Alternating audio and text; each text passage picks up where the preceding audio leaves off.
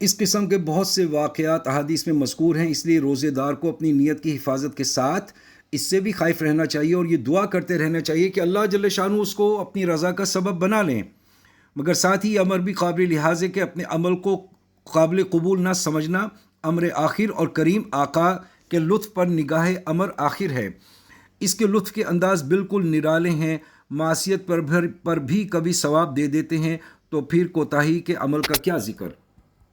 یہ 6 چیزیں عام صلحاء کے لیے ضروری بتلائی جاتی ہیں، خواص اور مقربین کے لیے ان کے ساتھ ایک 7ویں چیز کا بھی اضافہ کرتے ہیں کہ دل کو اللہ کے سوا کسی چیز کی طرف بھی متوجہ نہ ہونے دے، حتیٰ کہ روزے کی حالت میں اس کا خیال و تدبیر کہ افطار کے لیے کوئی چیز ہے یا نہیں، یہ بھی خطا فرماتے ہیں۔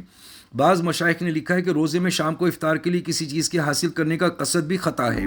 اس لیے کہ یہ اللہ کے وعدہ رزق پر اعتماد کی کمی ہے۔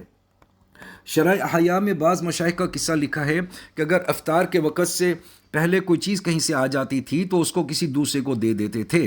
مبادا دل کو اس کی طرف التفات نہ ہو جائے اور توکل میں کسی قسم کی کمی نہ ہو جائے۔ مگر یہ امور بڑے لوگوں کے لیے ہیں، ہم لوگوں کو ان امور کی حویث کرنا بھی بے محل اور اس حالت پر پہنچے بغیر اس کو اختیار کرنا اپنے آپ کو ہلاکت میں ڈالنا ہے۔